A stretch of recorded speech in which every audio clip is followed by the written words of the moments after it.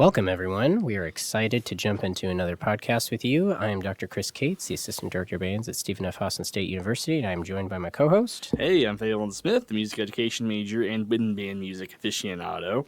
So today we're picking up another really big chamber piece for wind band by Igor Stravinsky. So before we get into this piece, let's first talk about Stravinsky's life.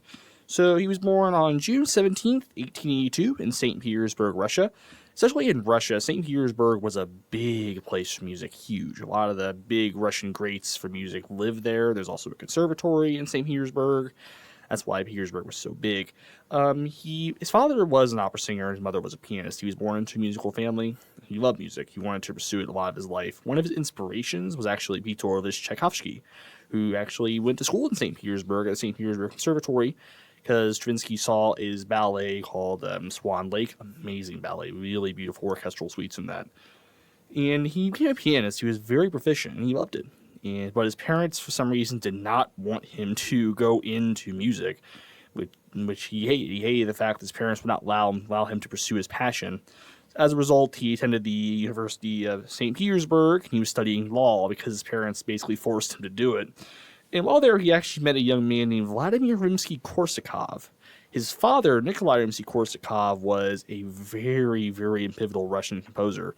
And Vladimir and Stravinsky became really good friends.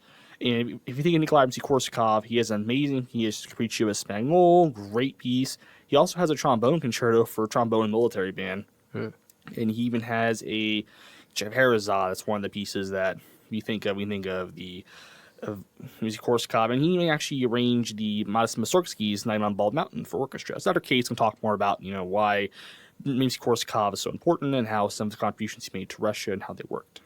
Yeah, so in the 20th century, there was this trend of kind of grouping composers together. We had this big trend in composition called nationalism, where composers would include music from their native culture into their compositions, and then they would try to write music that was distinctive to the style of their country.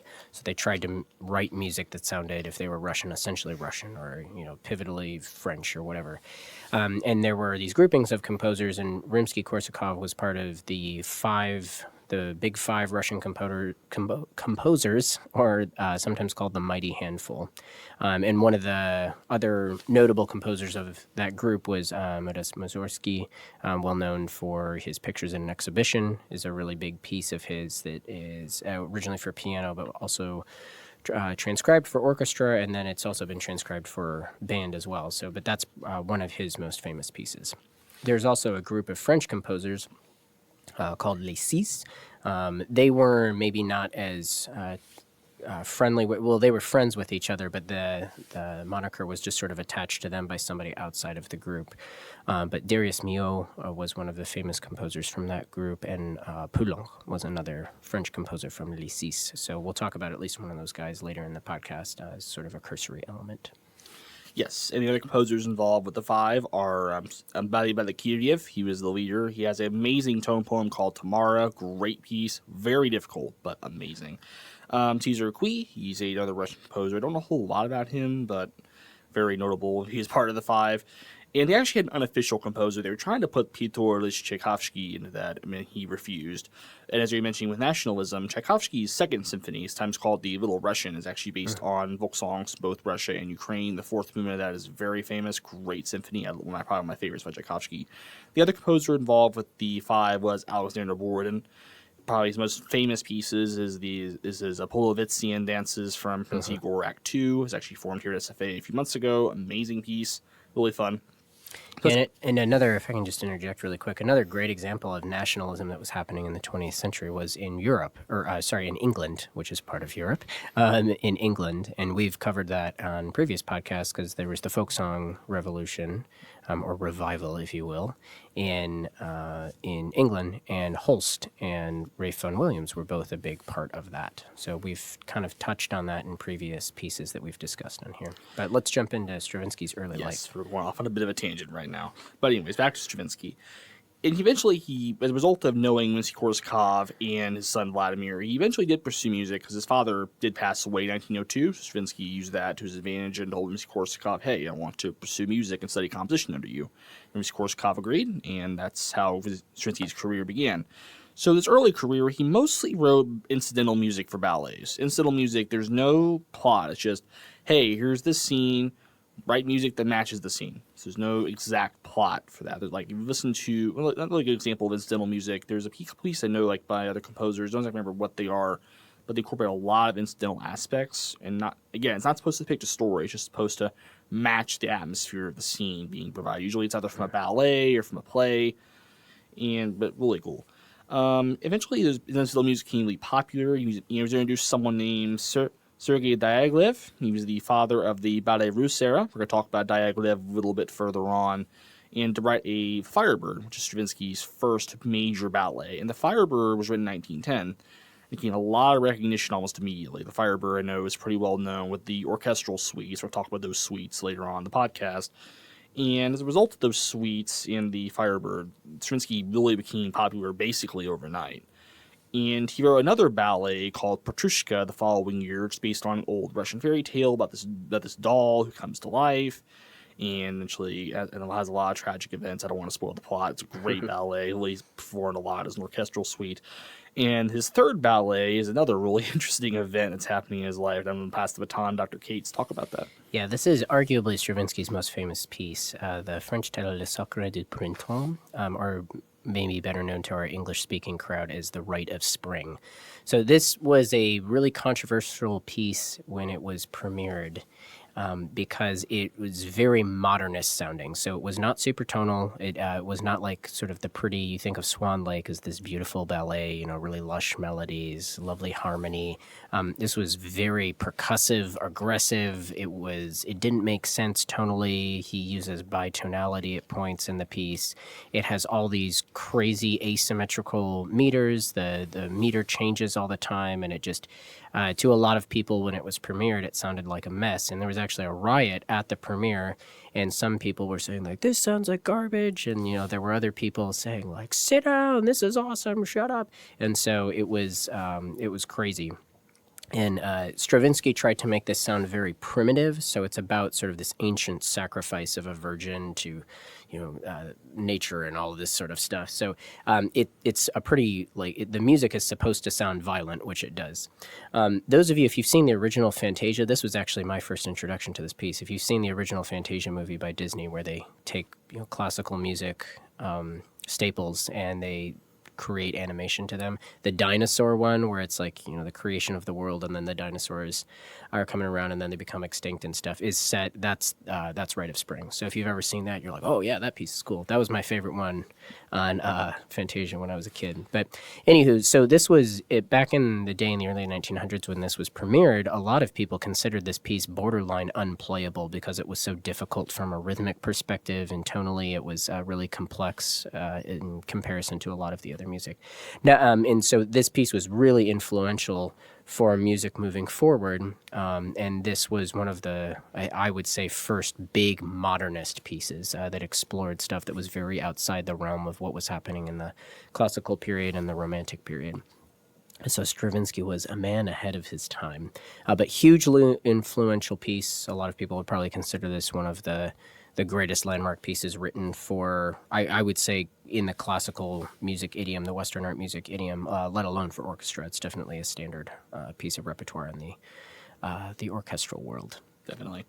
And he actually influenced another composer, possibly named Bela Bartok. He was a Hungarian composer. He wrote a piece called The Miraculous Mandarin, which had a very similar reaction to this when it was premiered. But again, great piece, amazing scoring. But anyways, back to Stravinsky again. So he actually did move to Switzerland in 1915. It was at the height of World War I. And he was really influenced by nationalism and jazz. I know you mentioned nationalism previously. We're going to get more into that further on as we go. And obviously he was home. He missed home. He loved Russia, and he missed it. And he actually wrote a lot of pieces based on these styles. And the piece we're talking about today, I wouldn't be surprised, is based on some of those styles. His middle part of his life, he actually moved to France after the armistice in World War I in 1918. He stayed there for a pretty decent amount of time, 20 years to be exact. And he wrote a lot of his important works, a lot of pieces. He wrote these ballet suites. He wrote his octet wind instruments, which we're going to talk about today. And he also wrote his operetta called Oedipus Rex. Amazing scoring, great operetta. Doesn't get enough performance, in my opinion. He actually moved to the United States in 1939 because he experienced a horrible tragedy. His wife and daughter passed away of tuberculosis, so it was really hard for his health. He lost his family, and he actually met his second wife the following year. He actually was tenured at Harvard doing lectures, and he actually wrote one of his really important pieces called Symphony in C. It was actually, it's possible the death of his wife and daughter may influence that piece. Not really the actual death, but like their lives, because it's it is a relatively upbeat symphony. And it's a really funny fact we actually researched the other day. He was nearly arrested because he chose to arrange the Star-Spangled Banner. Really crazy fact. So he wrote this. If you know anything about Stravinsky's music, if you're familiar with it, probably the period of his music that you're used to is his middle period, where he was writing all this kind of modernist, angular, violent, kind of dissonant music.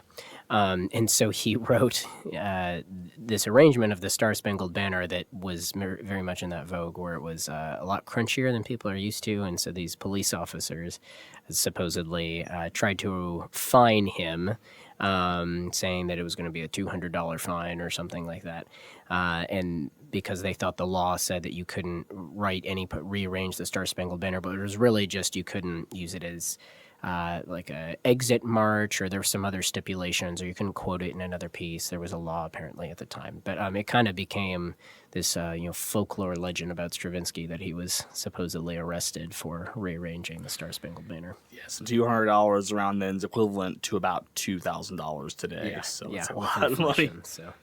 Yeah, another composer we think Stravinsky influenced was Aaron Copland. He wrote a couple really notable band transcriptions of his pieces. He also wrote a band piece called Emblems. And it's possible Copland may have used these artist techniques Stravinsky used to compose his really famous ballet called Billy the Kid, which is based on the story of Billy the Kid. So later part of his life, he actually lived in Los Angeles, California, with numerous other composers of the day. He lived with Arnold Schoenberg, and talk about him in a second. Darius Milhaud, we'll also talk about Milhaud pretty briefly as well. Ingolf Dahl, we're also going to talk about Dahl further on, because they all three of them knew each other. Also, Erich Korngold. He's a German Austrian composer, wrote a lot of great stuff. My favorite piece by Korngold is probably his most known piece, is his Symphony in F sharp. Great piece, wicked hard. Yeah. But amazing. He also has a really famous violin concerto. And another fun fact about Korngold, if you got the Star Wars themes actually borrowed from Korngold. He wrote a piece called King's Rose Suite, and John Williams adapted some of the themes from that to write Star Wars being theme.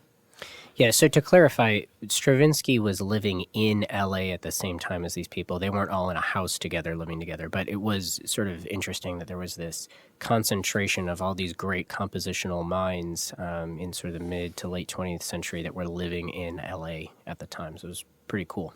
Yeah, in 1945, Stravinsky became a nationalized U.S. citizen. He's married. He was married to his second wife, and he nationalized U.S. citizen. That's really awesome. He came from Europe all the way to the U.S., and he's actually involved this composers collective in Los Angeles involving Schoenberg and Dahl and Darius Milhaud. And serialism was a big aspect in Stravinsky's later compositions, so we're going to let Dr. Kaatz talk more about what serialism is. Yeah, so serialism, we're not going that's outside the scope of this podcast, but just it's a technique where the way that you organize pitches is that you will construct a tone row, so you use all 12 pitches in the chromatic scale, and once you've used one of them, you can't use it again until the other 11 pitches have been used. So you'll do this thing called a tone row, where you'll take the chromatic pitches, put them in a certain order, craft a quote-unquote melody that uses that, and then you can manipulate that tone row. You can play it backward, which is called a retrograde. You can flip it upside down, called an inversion, or you can do both of those, a retrograde inversion. And so you serialize, not serial like Captain Crunch, but serial, like repeating over and over. You use this tone row to create other elements of the piece. And so instead of constructing a melody and harmonizing it with chords, all pitches are considered equal, so harmony doesn't exist. So it's called atonal, or lack of tonality music. But that's for another podcast down the road. But that's just sort of a snapshot of what serialism is. Yes. Yeah. It does not sound anything like most of the music that people think of when they think of music. A lot of especially non-trained, like musical lay people will say that that's not music. It just sounds like, as I've heard somebody say, it sounds like a cat walking across a piano. So, yeah. Yes, and now another tangent here. The soloist piece I'm playing in the fall is by White, by a lyric. It's called a lyric suite. It's an atonal serialist work, so it definitely doesn't have some atonal stuff in there. Yeah. So see how Stravinsky was involved with serialism. So I'm gonna pass the time back to you again, Dr. Kaatz, with that. Yeah, some people speculate that Stravinsky was kind of in pseudo competition with Schoenberg. So Stravinsky didn't really start experimenting with serialism until later in his life, because Arnold Schoenberg was sort of the father of serialism. He there were sort of these three people in Austria, or in Vienna to be more specific, that were called the Second Viennese School. So it was Arnold Schoenberg who kind of pioneered this technique, along with two of his notable students, Alban Berg and Anton Webern.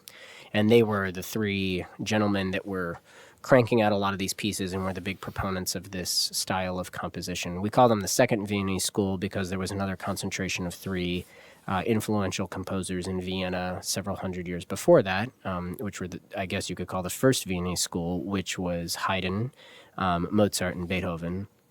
And they were the champions of the classical period that sort of epitomized that style of composition. Then Beethoven would go on to later be the bridge into the Romantic period. But again, that's a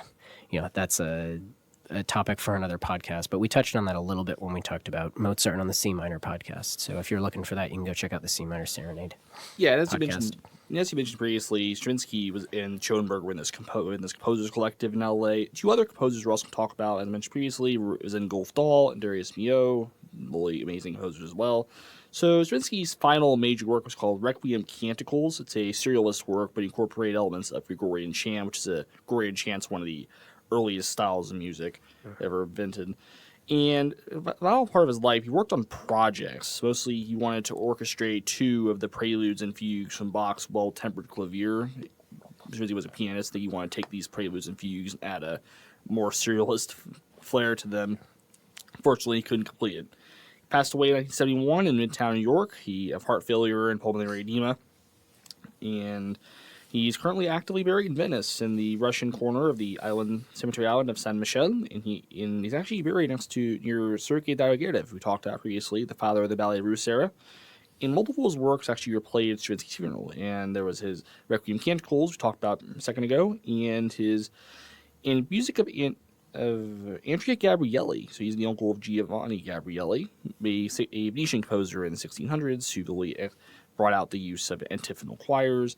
Amazing composer, and a lot of his works were formed there. So in terms of his compositional output, he wrote in three periods, they were called. He wrote the Ballet Russe era, which was from 1906 to 1918.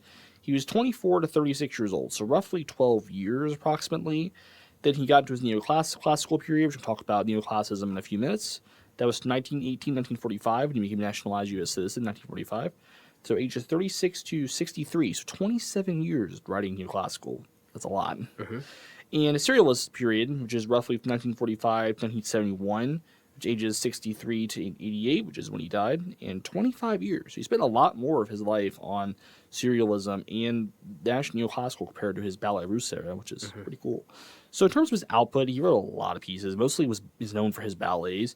He has 12 ballets. He has the Sacre du Printemps, which talked about previously, or the Rite of Spring. That was written in 1913. There's the Firebird, which was written in 1910. And he has Petrushka, which was written in 1911, the following year. The full ballets are often performed as standalone orchestral works. The only exception of that's the Firebird, because there's three suites that have been extracted from it. The most performed version is the 1919 version. That's what we think of. We think of, oh yeah, the Firebird suite. 1919 version, also a version from 1945, which is slightly longer. But it's a great piece, really amazing. He wrote a lot of pieces for voices. He has the Requiem Canticles, spoke about previously. He has Oedipius Rex, which is an opera oratorio with a narrator. The opera is in Latin, but the narrator is actually speaking in the vernacular, or the local language. It's a really cool piece, really great orchestration. He also has a piece called Elegy for JFK. It's one of his serialist works. It's for two clarinets and voice. Really amazing. He has 6 concerti. Most notable is the concerto of 2 pianos. He has 4 orchestral symphonies. He has Symphony of Psalms and Symphony in C. So in terms of wind output, I'm going to ask Dr. Kaatz to go in with that. Yeah, so Stravinsky actually wrote a decent amount of music originally composed for winds. Now, a lot of his famous pieces, like Firebird, has been arranged for wind ensemble and all that sort of stuff, but he did have some pieces originally written for winds. So the piece we're going to talk about today is the Octet for Wind Instruments in 1923. Some people consider that his first neoclassical work. He has this awesome chamber music piece called Soldier's Tale, or L'Histoire du Soldat, that sounds very similar to the octet. It has some similar aspects to Rite of Spring in terms of the complexity of the rhythm and the tonality and those sorts of things. L'Histoire does have some string instruments in it, but it's sort of a large chamber ensemble, if you will. He has the Symphonies of Wind Instruments. So there's a 1920 version, and then he revised it in 1947. So there's slight differences between the two pieces, but that is a killer piece. Very cool. He has a concerto for piano and wind instruments. Symphony of Psalms he arranged for wind ensemble. Well, I guess band or orchestral ones. And then he has this chamber piece called the Ebony Concerto. That's a clarinet concerto. And then he has a mass for chorus and double wind quintet. So a double wind quintet is going to be pairs of flutes, oboes, clarinets, horns, and bassoons. So it's similar to a harmonie musique ensemble. It just has flutes added to it. And then, like I said earlier, there's transcriptions of a lot of his better-known pieces for winds, but those are kind of the notable pieces that he has written for the wind ensemble. Yep, so let's go into this composition overview a little bit. So the octet is in a neoclassical style, so let's get into more what neoclassicism is. Yeah, so neoclassicism, the neo part, meaning new, is referring to kind of a modernist take on orchestration, counterpoint, harmony, and rhythm. So the complex rhythm that Stravinsky is really well known for, his kind of crunchy, dissonant style of writing, that's very prevalent in this sort of style. But then the classical part is taking elements of older periods music, especially in terms of form. So using forms that were common in the classical period. So you sort of have this merging of modern and old techniques. So Faolan mentioned earlier there's a piece that Stravinsky used that utilized Gregorian chant, but also used some of his modern techniques. This was something that Stravinsky explored a lot in this period.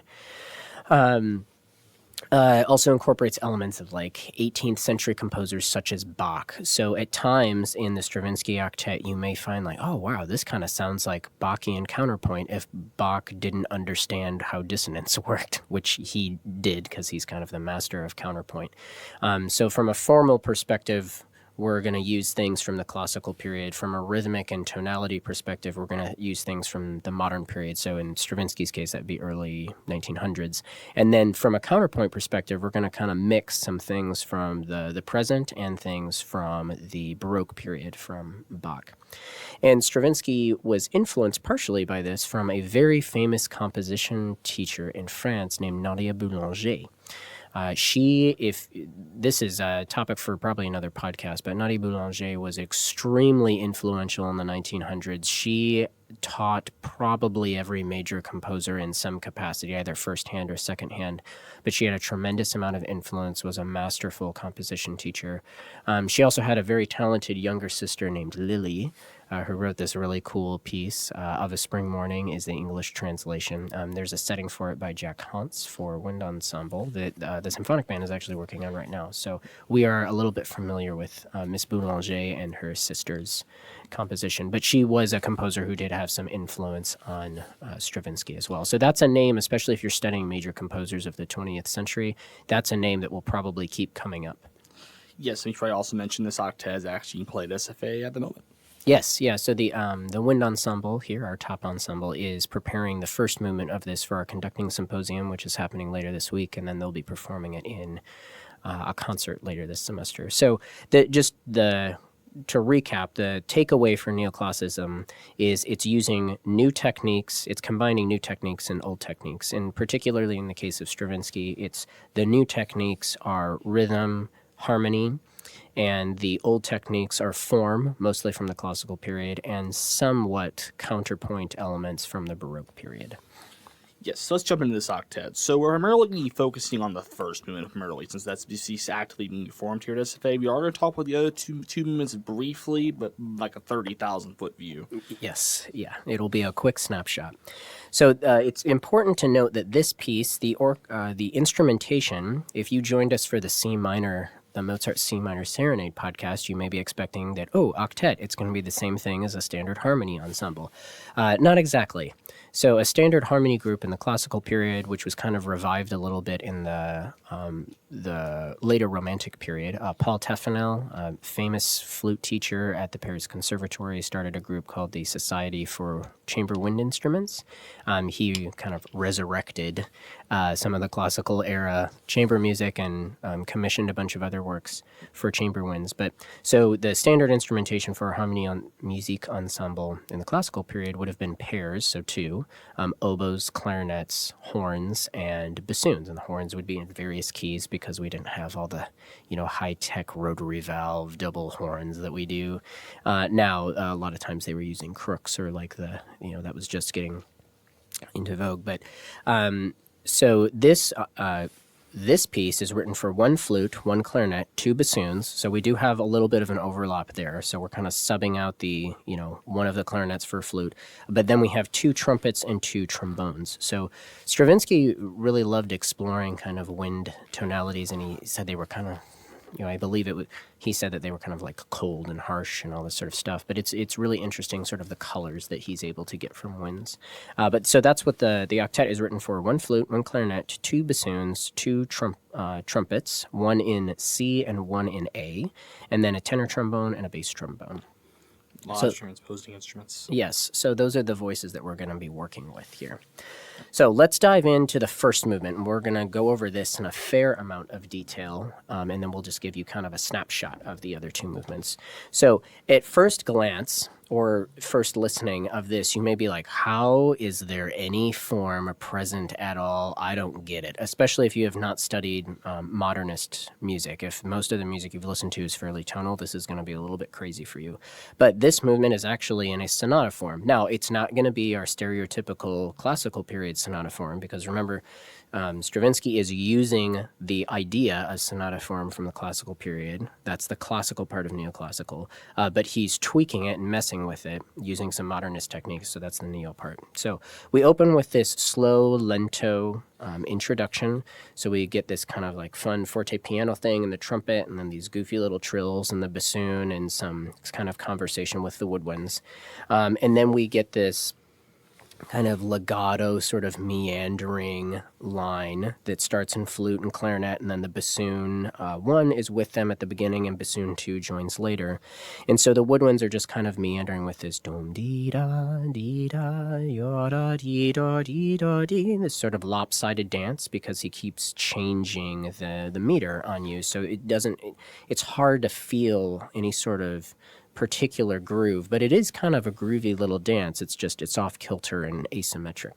At the end of this, the woodwinds go from being more slurred and kind of legato and quiet and sort of, pleasant conversation. And then they get this very sharp staccato, and then we get these chords and the brass.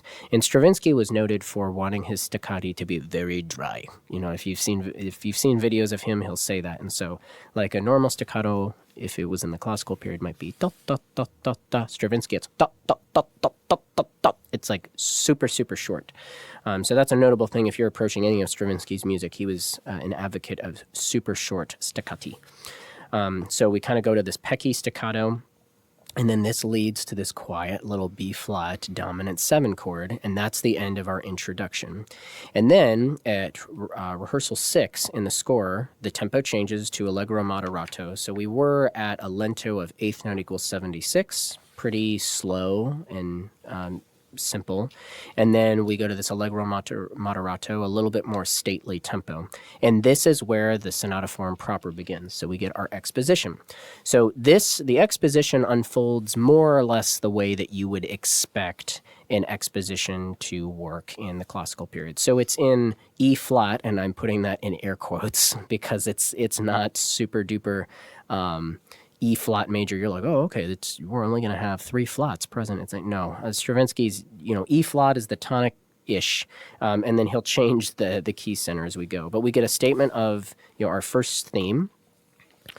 So we get a statement of that, and then at rehearsal 7, or measure 49, we get a second statement of this theme, this deem, deem, dee, deem, deem, deem, deem, deem. And the meter is changing all throughout. And starting at 7, he states the theme again, but he puts it in canon. So the first trumpet plays it, and then the 2 upper woodwinds, our flute and clarinet, and our second trumpet play the theme. And what happens here, this is really cool, is because of how he layers it and how he puts the meters in here, there's this really complex counterpoint that happens with the statements of the theme. But in the low voices, so the bassoons and the trombones, he has those do, do, do, these steady eighth notes that are going. But what's neat is once we get these 3/8 bars, those eighth notes flip from being downbeats to upbeats. So this is really kind of quirky sounding, and so you get this kind of odd groove that happens. So at 8, we then get a development of the first theme. We have this subito piano, so there's fragments of the theme being passed around. At rehearsal 9, measure 64, the dynamic jumps up to forte for some of us, and then the bassoons are playing these really cool descending lines. We get more statements of the theme happening, and then we get this little transition in measure 69 that takes us to rehearsal 10. And rehearsal 10 is the start of the second thematic area. So this is our second theme, if you will. So usually in a sonata form, we're going to have the first theme, and then that's going to be contrasted by the second theme, or P and S if you use that terminology with your sonata analysis. So, and that's what we have here. The first theme is sort of this bold, fanfare-like statement, and then at 10 we get this legato, sort of dee, dee, dee, dee. But then it's punctuated by all these fun little staccato, sort of aggressive gestures from the other voices that are not playing the theme. So we get a statement of that theme. There's a little transition at rehearsal 11, measure 77. And then at rehearsal 12, the flute and the trombone, one beat later, take the theme and they play the second theme a second time. At 13, we get this sort of transition where the bassoons are doing this fun arpeggio idea. And then we're kind of passing this descending dee-da-da-da idea around between various voices. And then, so you could, if you want, you could call rehearsal 13, measure 87, sort of your closing section if you're looking for you got to have your P and your S and your C. You have to have those 3 components of your exposition. Fine. There you go. And then at 14, we get the development.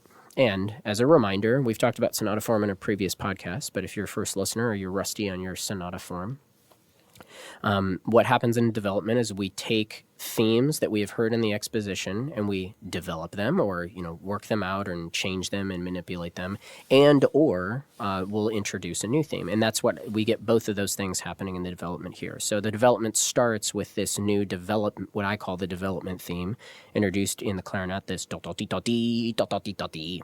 And that gets stated a few times. So we get a statement at 14, there's a little transition that happens at 101, and then at rehearsal 15, measure 104, we get the development theme stated again in the woodwinds. Flute joins the party with clarinet this time. Lots of staccato stuff here, some interjections from trumpets and all these sorts of things. And that takes us to rehearsal 16, measure 112. And here we get a variation on the first theme, which is played in piano and the trumpets. Dum, dum, dum, dum, ding, dum, taka-dim, taka-dim. There's all this sort of stuff. And so that variation of the first theme gets played, mostly in the first trumpet, with some interjection by the other voices, and this cool little hemiola happening in second bassoon. There's 1, 2, 3, 1, 2, 3, 1, 2, 3. Stravinsky is a big fan of hemiola. He loved to have multiple meters kind of fighting against each other in his music, so that's happening in this moment here. Then at 17, we get sort of another variation of the first theme in the trumpets again. And this is cool. What he does here is he has this pseudo-antiphonal effect where the trumpets are trading notes back and forth. So we have bump, bump, bump. So the first goes bump, bump, bump, then second bump, bump, bump, bump, bump, bump, bump, bump. So it's kind of going back and forth between the two groups, which is fun. And then leading into measure 123, second trumpet has a statement of has fragments of the second theme. So this dee-dee-dee-dee-dee, dee-dee-dee-dee-dee. And then in 126, 2 bars before 128, Second trombone, Stravinsky liked to inject some humor into his music, and I think this is a little joke here. Second trombone plays sort of this cadence that we get in 127, this 3/8 idea, but he does it a bar before everybody else, which would be pretty typical of a second trombone player. So he does this dot, dot, dot, and then like a bar later, the woodwinds go dot, dot, dot. So to me, that's kind of like a joke, like he fired early. And then at rehearsal 18, this is where we get, just to backtrack a minute because we missed an earlier joke. At rehearsal 15, the second trombone, I think, has like another false cadence because he plays this downbeat, and then at 105, he tries to play another downbeat like, hey, we're going to cadence again, and the rest of the group is like, no, we're not. Come on, man. So second trombone, I think, is supposed to be a little bit of a jokester in this piece. Okay, so anyways, so there's our development. We have, just to recap, no pun intended, the development. We've got that development motive stated twice, once at rehearsal 14, once at rehearsal 15. We have some variations of the first theme at 16 and 17. At measure 123, we get a variation of the second theme. And then at rehearsal 18, we get the recapitulation. Now, if you're following along and you're expecting this to play out like a classical era sonata form, you might be thinking, oh, okay, great. So we're at the recapitulation. We're going to restate all the material in the exposition, except the exposition is probably going to drift away from the tonic key, which it sort of does in this piece. And then the recapitulation solves the problem of the exposition, which is we have to restate all of the themes, but we have to get them to end in tonic, which does sort of, in a neoclassical way, happen in this piece. But what's interesting is we expect if we're expecting a classical period sonata form, we expect that the themes are going to be introduced in the same order. Stravinsky does not do that. He flips it, so he has the recapitulation happen in reverse. So at 18, instead of getting the first theme, we get the second theme. So we get this D, D, D, D, these sort of forte piano pingy effects added to the second theme. That gets played a second time at measure 134 in the trombone again, except we're inverting what's happening here a little bit. And then at rehearsal 19, we get this development of the first theme. So if we review what happened in the exposition, just so we can go back in time for a minute, we had first theme in canon, development of the first theme, second theme, which got stated twice, and then a little transition. So here we get second theme stated twice, just like we had in the exposition. And now at 19, we get a transition that is really just a development of the first theme. So it's in fugato. So we get the first bassoon introduces the idea, and then second trumpet introduces the idea again, but they're layered on top of each other. At 20, and that leads to this thing that happens at rehearsal 21, where we get this big arrival, and this is sort of a development of the first theme, but it's also done in canon, which is similar to what happens in the development, in the exposition. So we get these sort of fragments of the first theme. They start in the trumpets, beam, beam, bee. They're these 3-bar fragments. Then flute plays it with second trumpet, and then that takes us to rehearsal 22, where the trombone plays it in measure 162, which is the 3rd bar of 22. So trombone plays the theme, and then that takes us to rehearsal 23, where we get the final statement of the first theme, the deem, deem, dee, but it's in canon, similar to the second statement that we had over in the exposition. And then that lays out very similarly to what happens in the exposition. And then we end on this big forte resonant, sort of resonant. I mean, it's going to be pretty short because it has a staccato. And remember, Stravinsky liked his staccati really short. But we end on this big E-flat major chord. So it's a pretty interesting sonata form in that regard, in that we get this slow intro, typical of a sonata form. We get this exposition that lays out more or less the way we expect. Development, we get a developmental theme, variation of the first theme, variation of the second theme. But then in the recap, Stravinsky introduces the themes in opposite order, which is a little bit confusing, but kind of fun at the same time. Yes. So let's go to movement 2. Now, movements 2 and 3, we're going to cover from we describe this as a 30,000 foot view from. I'm not going to go too in depth because these forms are very, very weird, And but one thing I probably should mention the second movement is it is actually taken, as you mentioned, neoclassicalism takes inspiration from other composers. In this case, the second movement does take inspiration from Mozart, mentioned in our previous Mozart Serenade podcast, particularly his second movement of his Piano Concerto Number 22 in E flat major. So let's go into the second movement, my 30,000 foot view. Yeah, so the second movement, the title is Theme and Variations.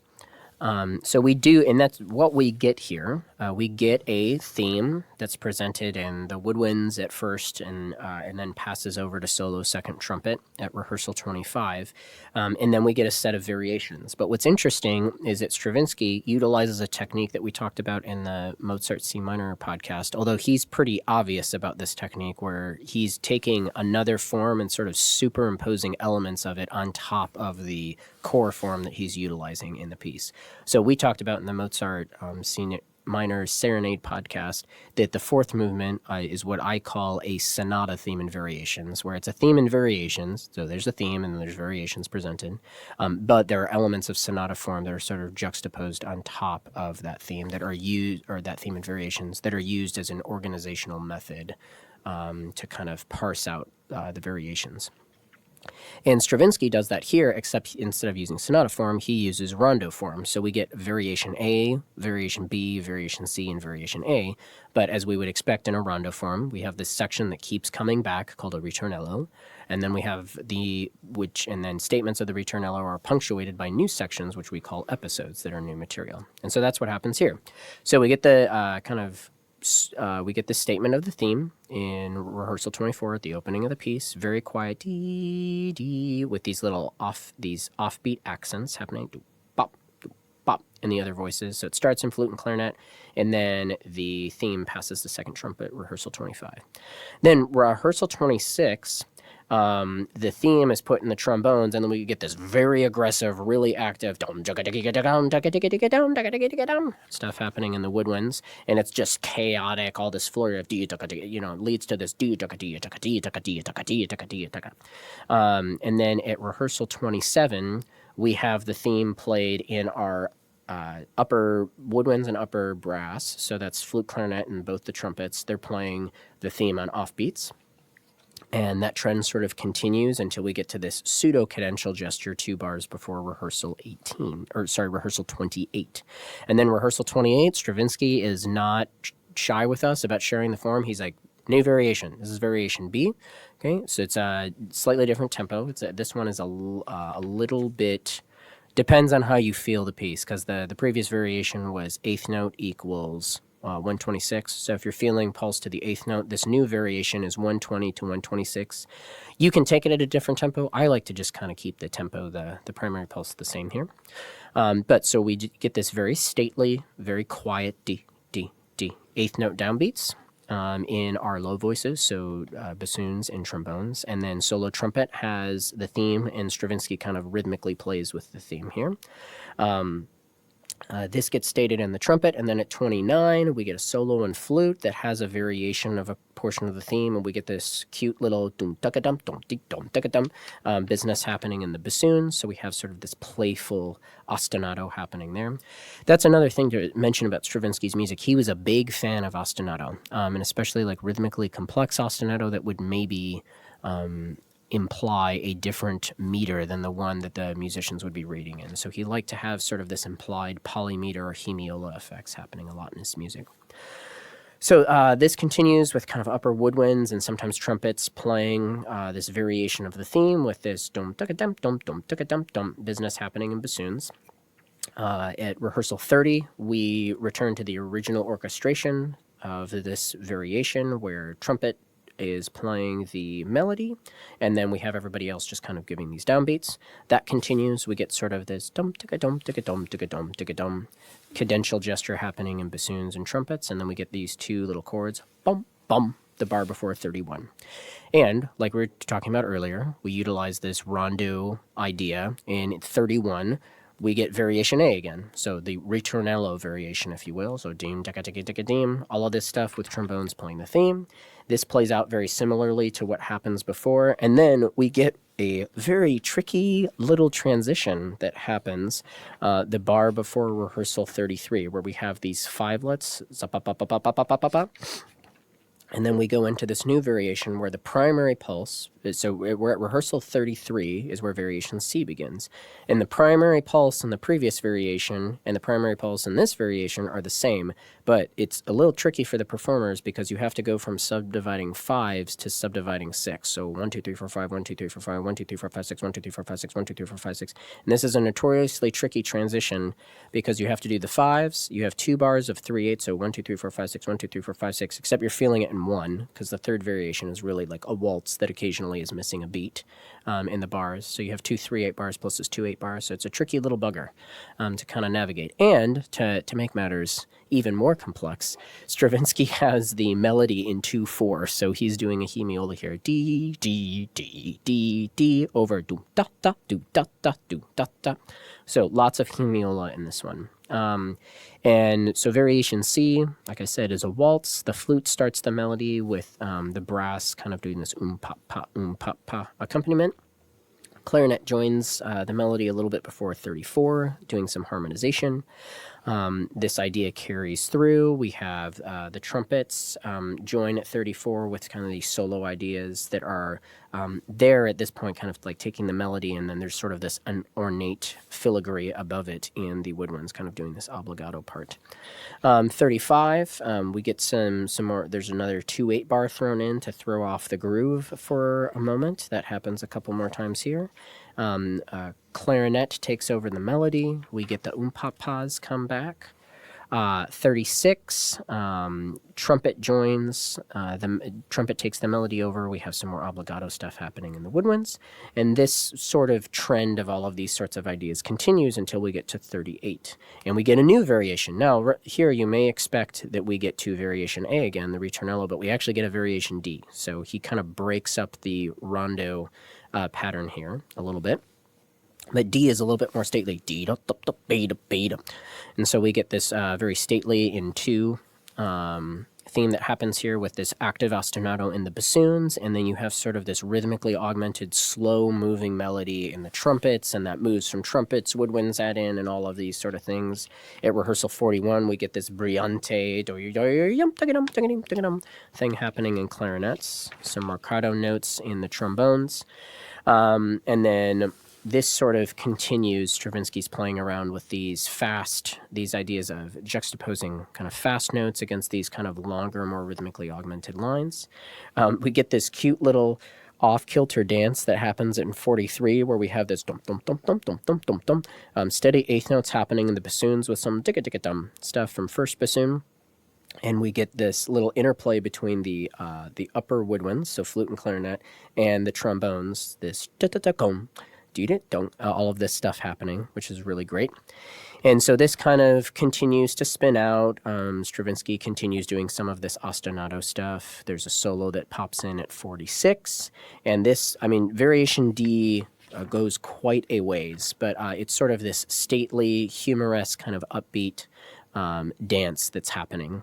And he continues these ideas until we get this very prominent bump chord, the bar before 49, that sort of serves as a cadence. And then we get back to our variation A. The trombones have the melody again. So we're at rehearsal 49. Variation A comes back. So this is the third statement of variation A. We're getting towards the end of our rondo form here. Trombones have the theme, dum digga digga digga dum, in the woodwinds. All of this stuff spins out, yada yada yada. Very similar to what has happened before, but then we get this 5/4 bar that sets us up to go into variation E. In variation E, in some ways, I sort of conceive of this movement as it's a theme and variations that utilizes rondo form for its organization. So you can kind of think of it in 3 parts. We get the intro, so that's the theme. The theme is presented, and then we get a 5-part rondo, A, B, A, C, and D, together form one episode, and then A. And then variation E is sort of your coda, if you will, because it's substantially slower, quieter, and quite a bit more legato than the rest of the variations. Some of the other variations have legato themes, but they have these like staccato underpinnings. So this is very slow, kind of meandering. It reminds me of like the middle of Rite of Spring, where there's just kind of all this like ooey gooey music, is how I would describe this. And this eventually, once we get to rehearsal 55, there's sort of this duet between clarinet and flute. And then at 56, the tempo has accelerated a little bit, and it's just a flute solo, which arrives at 57. The bassoons come in, and they start to set up the groove that takes us a tocca, so moving directly into the third movement. And the third movement is a rondo form. So we kind of get two rondos back to back here. And this is a 5-part rondo, so we get 3 parts. Or sorry, 5 parts, 3 statements of the ritornello. So, yeah, go ahead. As I mentioned, this movement's actually written in the style of something called a cordovud. So a cordovud is a ancient type of round dance. And anyone's actually listened to the Firebird Suite 1919 version. The movement called Round des Princesses, or the Princess's Round, sometimes it's called the Princess's Cordovud, is an example of this Cordovud theme. Very beautiful movement. We're going to talk about the Firebird Suite transcriptions in a little bit, but I figured it's a good little tie-in. Yeah, it's great. And so this is, I think, one of the probably the most straightforward of the movements. Now, Stravinsky very obviously gives you the form in the second movement, but the thing that there's a lot of tricky business that happens in a lot of the variations. Like there's some serious rhythmic complexity. This is a little bit more straightforward. It's not. It's definitely virtuosic like the other two. You got to have some solid players to be able to pull this thing off. But it's a little less complex and head scratch inducing than the other two movements. So we get the A section. The theme is presented by the bassoons here. The second bassoon is doing an ostinato. First bassoon is presenting the theme. At rehearsal 58, the clarinet adds in this obbligato, really busy counterline above. And then the theme keeps going. Stravinsky kind of restates it a second time and then plays with it at 58 and then 59. There's sort of a second spinning out of the theme, if you will. And then at 61, we get a new theme. We get this dee, dee, and the brass sort of signaling something new is happening. And then we have the theme is presented in measure 40 in solo trumpet, and this is very legato. So we had sort of this sing-songy, a little bit rhythmically active theme for the A section, and this is sort of a quiet, subdued, pretty rhythmically simple theme presented in the trumpet with some pretty active woodwind obbligato and parts happening and all of this sort of stuff. So this continues through the B section. The B section is quite long. Once we get towards measure or rehearsal 62, we get more just kind of like accompaniment stuff and these sort of active interjections and conversation between the woodwinds. It's 62 that starts, and there's this groove that happens that helps to set us back up for the return of the A section. So at measure 60, that would be the 5th bar of rehearsal 62, the A theme returns, and it's in bassoon 1 again. And then the clarinet obbligato reappears at rehearsal 63 almost right away, and this continues in a very similar fashion to the first time that we heard the ritornello. And that takes us all the way over to, Stravinsky varies this statement a little bit, starting at 65, where the trumpets sort of take over. And they're doing a slightly modified version of what the bassoons are doing on the first statement. And then we arrive at rehearsal 66, which is the C section, and so our second episode. And the flute is carrying the melody here with lots of trills and sort of this offbeat idea, which will come into play later in this piece, this D, D, D, D. 1, 2, 3, 1, 2, 3, 1, 2, 1, 2, all this sort of stuff. So there's these different rhythmic groupings that are giving this hemiola effect, and we're not really sure where the downbeat is. So that continues, and then at 62, the trumpets, first trumpet and first trombone sort of take over that idea as the woodwinds keep busy on their ostinati. And then this continues, 68, flute and clarinet sort of take over the melodic material, and that leads us to rehearsal 69, which is the final playing of the A section. And what happens here, we would expect, given the last two episodes, the last two ritornellos, that the bassoons are going to start the melody, but here it's actually trombone 1, and it's rhythmically augmented. So instead of it being primarily eighth note driven, it's quarter note driven here. So it feels slower, if you will, or more expansive. And so this unfolds in a similar manner to the previous presentation of the ritornello. And then at rehearsal 72, measure 134, we get this important idea that enters. We get this 1 2 3 1 2 3 1 2 1 2 3 1 2 3 1 2 idea in the accompaniment. So it's in the low voices, these chords, these D, D, D, D, D, with these breath marks in there to kind of demarcate these lifts. And that sets up rehearsal 73, measure 160, which is the coda. And the coda basically takes that idea, this D, D, D, D, D, D idea, and carries it all the way out to the end, where most of the voices in the ensemble are playing sort of this off-kilter groove, if you will, that's just these sustained legato chords with all these lifts.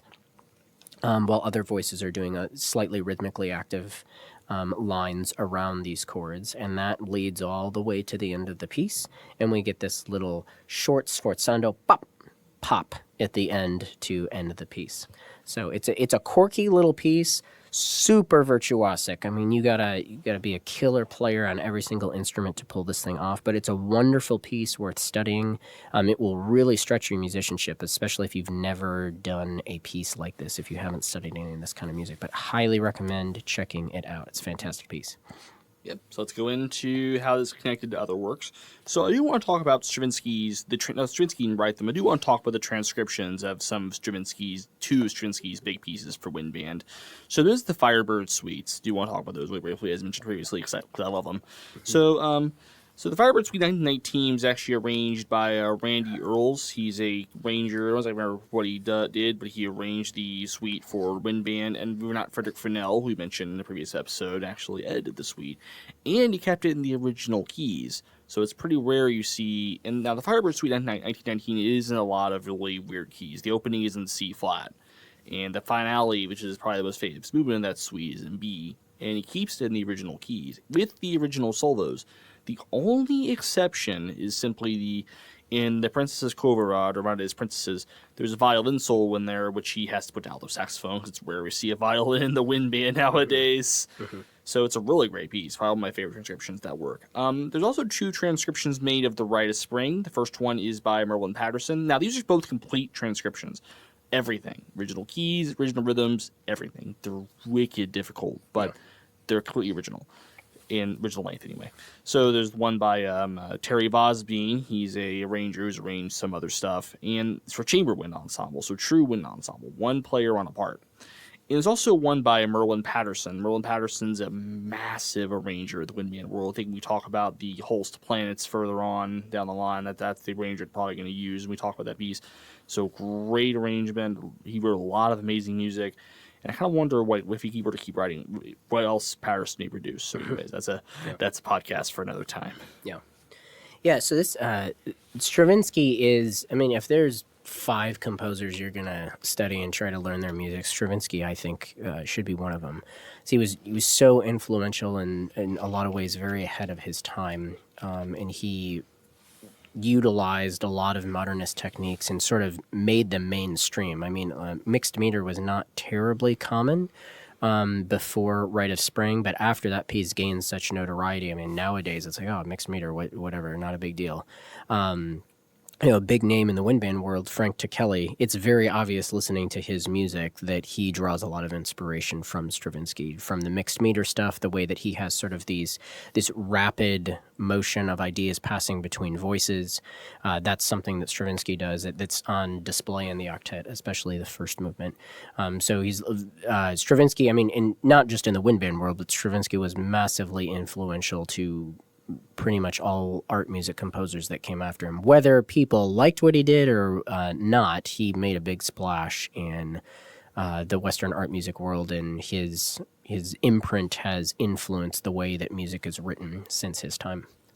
And the cool part is Rest Phase One Ensemble also doing 2 pieces by Frank Ticheli as well. Yeah. Both of which contain some elements of the things that we talked about in the Octet today. So some other notable connections between this octet and other pieces that were written for winds. We mentioned previously that Igor Stravinsky and Darius Milhaud, French composer who moved over to the United States, they were both friends, and their music likely influenced one another. Milhaud wrote this piece for band that was an example of Stravinsky and his trend to write in a nationalistic style. So Mio was a French composer, and he wrote this piece called Suite Française that utilized French folk songs as the basis for the composition there. Not all that dissimilar from the whole suites, or the whole second suite on the Ray Vaughan Williams English folk song suite, which we've discussed previously. Darius Milhaud was also influenced by jazz, like Stravinsky was. And he wrote a piece called La Création du Monde, or Creation of the World, which is a piece for large chamber wind ensemble. It utilizes some saxophones and definitely has some jazz influence in the piece. Stravinsky was also friends with fellow LA resident Ingolf Dahl. And Dahl has two notable pieces that are kind of interconnected that we may talk about on a previous podcast. He has his Sinfonietta for concert band, and then he also has his concerto for alto saxophone and concert band. And those pieces kind of borrowed ideas from each other, and so that's a piece that we may explore down the road. Yeah, remember we were taking notes. You actually told me you had a bit of a personal connection to both those two pieces. Yeah, so I was, when I was an undergraduate at Michigan State, the top group was performing the Sinfonietta when I was studying the Dahl concerto, in my lessons with Joe Luloff. So it was really cool. Joe Luloff actually, he had some scans of some parts of both of those scores and pulled them out. And he's like, look, this was a sketch from over here of this other movement that he removed. And this actually, this thing right here becomes the big saxophone solo in the Sinfonietta. And so it was really cool to kind of get to explore that piece. It was fortuitous timing on my part for when I was there. So it was great. But yeah, there's lots of, you can take pretty much any modernist piece after Stravinsky. There's going to be probably some connection to Igor in there, but massively influential composer. And some composers, we kind of talked about this, maybe we've mentioned this with Bach. Bach was not particularly well known in his day, but now he's held up as one of the greatest. Some people consider him the greatest Western art music composer to ever have walked the face of planet Earth, but he was not particularly well known in his time. Mozart was recognized as being pretty prolific in his time, although his notoriety grew, I think, even more since his death. But Stravinsky was one of those people that people recognized that he was making waves while he was alive, and then his music continues to be performed and revered and studied after his death. And the cool part is we actually just finished performing one of the Bach pieces in symphonic band recently too. Yes. Yeah. We've, so maybe that's why Bach is coming up, because it's fresh in our minds. So, but that's the Stravinsky Octet. Great piece. It's worth studying. We didn't talk about the harmony in it too much, but I will say that Stravinsky loosely uses tonal centers. He does have sort of gravity to certain pitches, but it's common in the octet for that tonal center to shift pretty rapidly. So, if you're diving in there, I think exploring the themes, the way that he constructs the themes, exploring the counterpoint, the way that he is, the rhythmic interplay that he's utilizing, that's really, I think, the super important stuff when you're studying Stravinsky. It's good to know the harmonic underpinning, but if you're trying to do a chord-by-chord analysis, I'm not sure that that's the best approach to studying Stravinsky. It's more about the rhythm and the use of themes and how he's laying out the form, because Stravinsky talked about how form was a really important aspect of composition to him, and which kind of gave meaning to a lot of his pieces. Yeah, really cool. Good little piece. So if you want to just check out our Phase 1 ensemble, that's coming up really soon, so it's really excited to see it. All right, see you guys next time. Next time we are going to be going on to a piece by Paul Hediment. Maybe possibly may have a little guest coming in for that one. Yeah. Awesome. Well, we'll see you next time. Thanks for joining us.